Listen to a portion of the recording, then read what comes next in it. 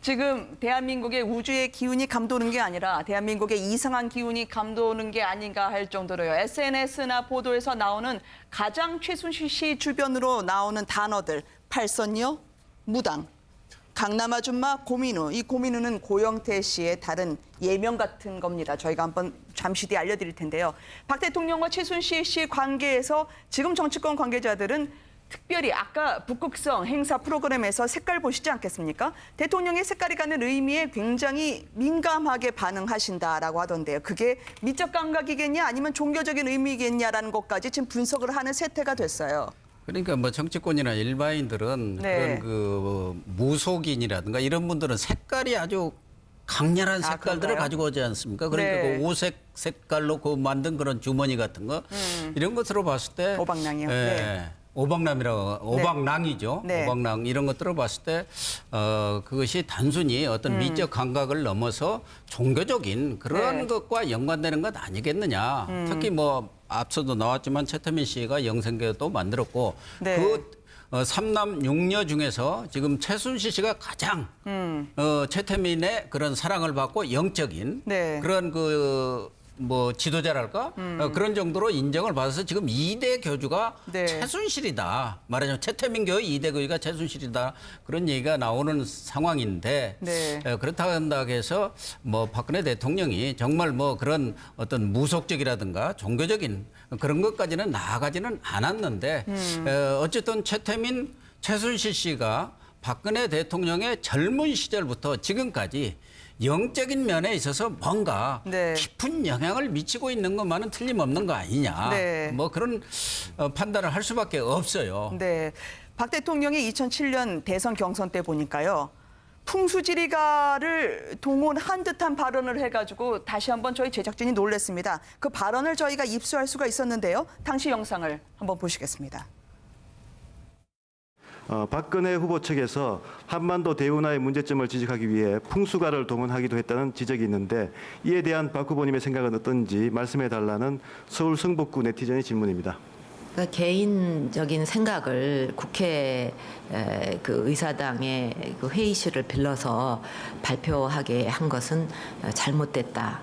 저는 유감스럽게 생각합니다. 그래서 그거를 주선하셨던 분은 징계를 받고 계시죠. 예. 주선한 분은 징계를 받았다는 말로 사실상 그런 시도는 있었지만 실행까지는 아닌 것으로 보입니다만 어쨌든 저걸 들어주셨던 분들은 이제는 이해할 수 있겠다는 반응이겠어요. 그렇습니다. 그러니까 사실은 지금 최순실 씨의 국정농단 사태를 보면서 이 정도가 아니라 지금 이 판넬에 나오는 것처럼 무당이라든지 무속이라고 하는 단어까지 국민들 사이에 지금 확산된다고 한다면 네. 우리 대한민국 국가로서는 정말 창피한 것을 넘어서 사실은 참담한 지경으로 가는 거죠. 그러니까 우리가 4년 전에 대통령 선거를 통해서 대통령을 뽑았는데 네. 대통령을 뽑았는데 그 대통령의 4년 국정이라는 게 일정 정도의 무당과 관련된 듯한 느낌이 있는 분과 긴밀한 연관이 있다?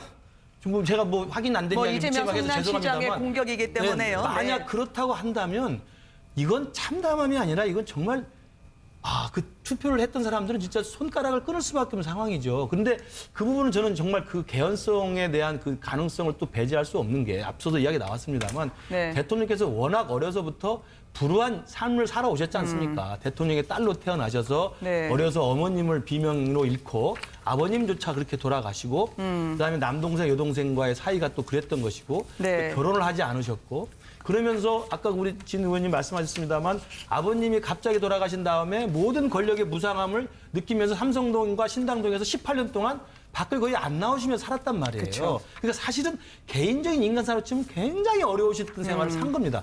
그리고 98년에 보궐선거에 정계에 이제 진출해서 지금까지 야당 대표가 돼서 대통령까지 오신 건데 정말 그러한 불우한 인생사 때문에 만에 하나 영생교주라고 하는 최태민 씨와 그 2대 교주로 지금 이야기 된다고 하는 최순실 씨와의 영적인 의존이 있는 게 확인된다고 한다면 네. 정말 그것을 제가 입에 담기도 쉽지 않습니다만 그렇다고 한다면 정말 대한민국이라는 나라가 지금 어디로 가고 있는지 이런 이야기를 제가 해서도 하고 싶지도 않지만 네. 고려시대에 누군가를 떠올릴 수밖에 없는 상황이고 러시아의 마지막 황제의 그 누군가의 제가 입에 담기도 힘든 그런 사람을 떠올릴 수밖에 네. 없는 상황이 되는 겁니다. 그렇다면 이건 국정농단 정도가 아니고 YS 때 김현철, DJ 때 김홍걸 정도가 아닙니다. 이건. 근데 의혹이 이게 상황. 네, 반론 근데 여기서- 차원에서 네, 네. 한마디만 해야 될 것 같은데요. 왜냐하면 의혹은 의혹이고 의혹이라고 실체는 의혹을 실체이기 떠나서 때문에 저는- 무당 통치국은 이재명 성남시장의 오늘 공격이었기 예. 때문에 이거는 프로그램- 저희가 무당에 대해서는 확인이 된 바가 없습니다. 그런 차원에서는 맞습니다. 예, 발언에 제가- 대해서는 제가 한번 부탁을 드려야 될 것 같아요. 균형을 위해서 네. 제가 한마디 할 게 뭐냐면요.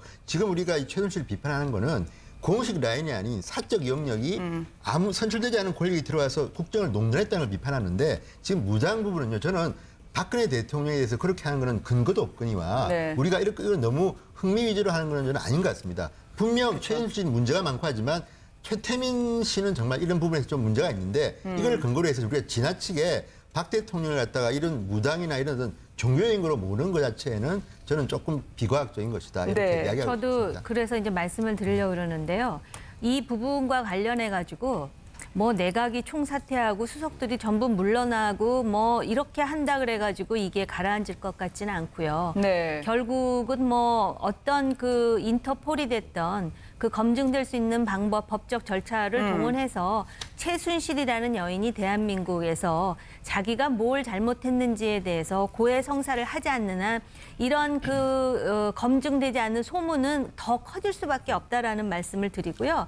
지금 가장 그 초점을 맞춰야 될 부분은 K 스포츠라든지 미르재단과 관련해서 그 대기업의 사주들로 하여금 그렇게 빠른 시간에 800억을 걷어가지고 이 국가 재원이 사적인 용도로 전횡이 되었는지의 여부와 그다음에 독일에 그 많은 부동산이 있다 그러는데 조세 포탈은 말할 것도 없고 그러한 그 사적 부동산으로 흘러갔는지 그다음에 문서 유출과 관련해 가지고 이 불법성이라든지 이런 어떤 법적인 부분과 관련해서 네. 그 시비를 규명하는 게 맞다라고 생각합니다. 아마 이런 그 종교적인 문제가 자꾸 이렇게 연관되는 이유는 바로 최순실이라는 여인의 아버지인 최태민 씨에 대한 그 많은 의혹이라든지 아직까지도 규명되지 않는 그런 어떤 그 수수께끼 같은 그 개인사 때문에 그런 게 아닌가 하고요.